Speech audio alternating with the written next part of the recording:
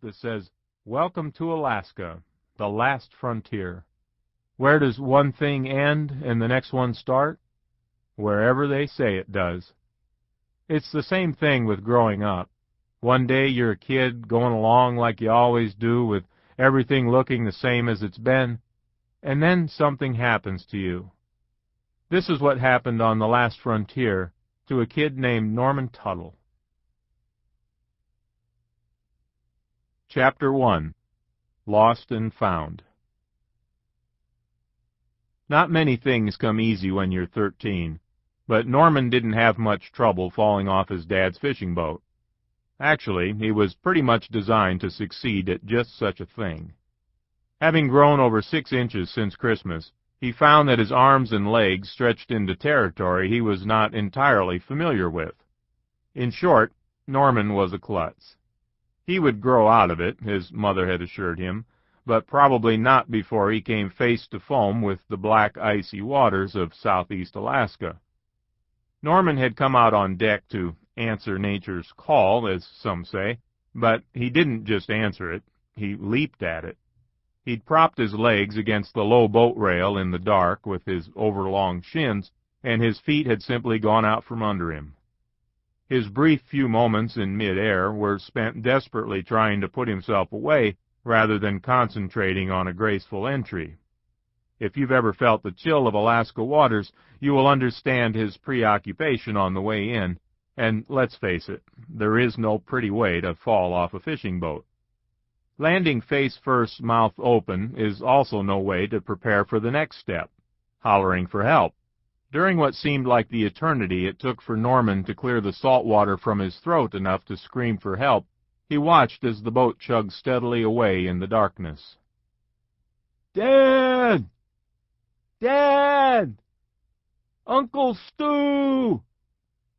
The throb of the propeller still pushed against his body. "Dad! Wait! Dad! Dad! Oh, no.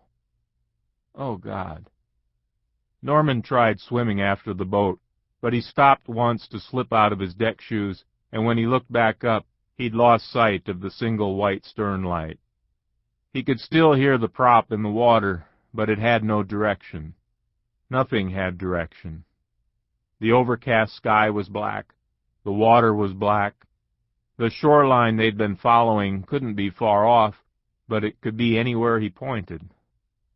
There's probably no good time to be in a situation like this, but being in this situation at age 13 has got to be the worst of them. You're too old to cry and too young to swear, and you don't even have much of a life to go flashing past. Norman was stunned, but only temporarily. There's a call for action built into people of any age that comes into play at these times. It's called panic, and Norman proceeded to do exactly that. Clawing at the water like a drowning man, and not being too far off the mark, Norman thrashed his way toward what he figured to be the direction of shore. Panic not lending itself to clear thinking, it never occurred to Norman he might be swimming out to sea, which was just as well, because he wasn't.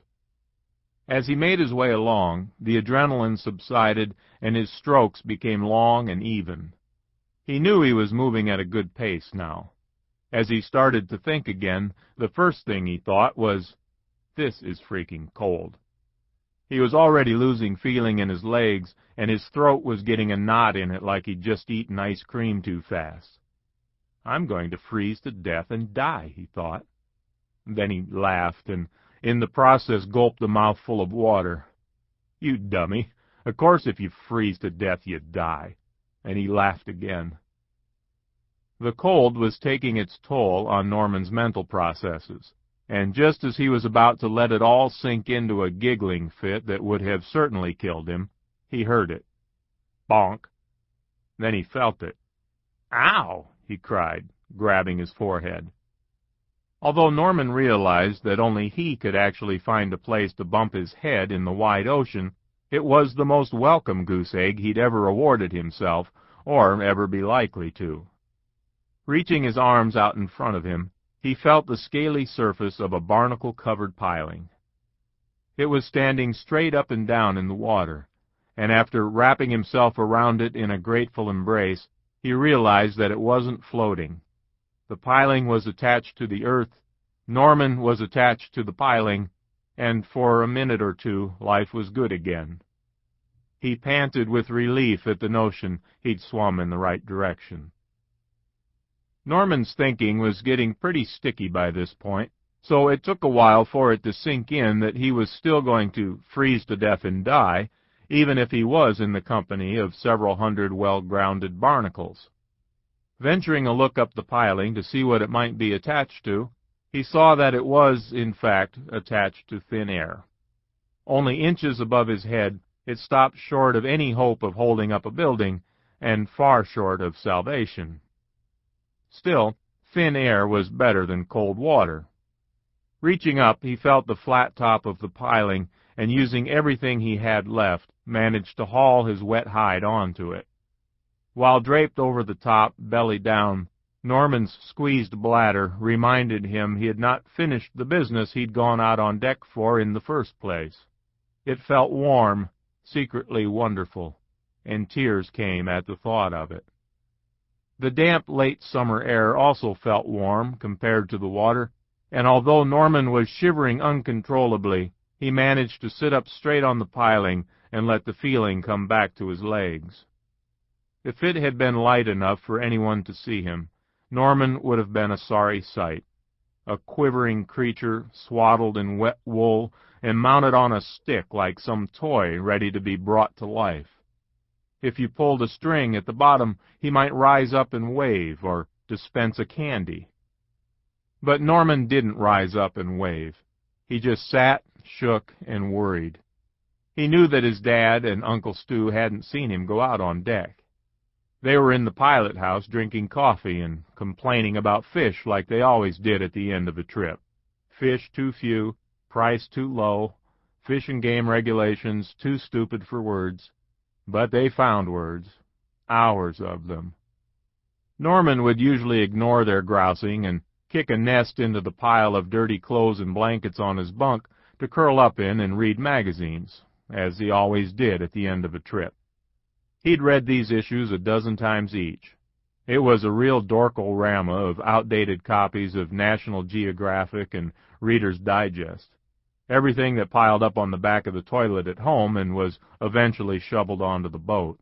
Every once in a while, National Geo would have a cool picture of a tribe from tropical New Guinea, or a short skirt in a street scene in Madrid might cause a page to become marked. But mostly the magazines were an exercise in page flipping, something to pass the time until he fell asleep or somebody came back to graciously tell him they were pulling into port. "Get your gear on, Norman. Time to unload." Unless one of the men decided to go back and look in on him, they wouldn't know he was gone until they got to town, which was still hours away. They wouldn't look in on him. Norman knew that for sure. Norman was mostly tolerated and largely ignored on the boat.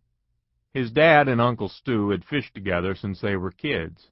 They always did the same things, they always said the same things, and a bashful boy who couldn't walk a straight line on land or sea did not fit easily into their routine. It was his mother's idea to send him along on these few late summer halibut trips. "It will be good for Norman," she said apologetically to his dad, who was on his hands and knees mopping up the spilled can of engine oil Norman had kicked over onto the dock while putting his gear aboard for that first exciting trip. "It'll be good for Norman. It'll be good for Norman, but what is Norman good for?" his dad had snapped back to her. Norman was not supposed to hear that, so it's exactly what stuck in his head and took the fun out of that first trip and every one after it. It was still stuck in his head as he sat on his piling in the dark. What is Norman good for? What is Norman good for? Cold and chattering, he wrapped his arms as far around himself as he could and tried to think of two things he was good for. Well, he was good for chopping bait, but then he was always cutting holes in his gloves, and that made his dad mad. "Those things cost money, you know," he'd say, and toss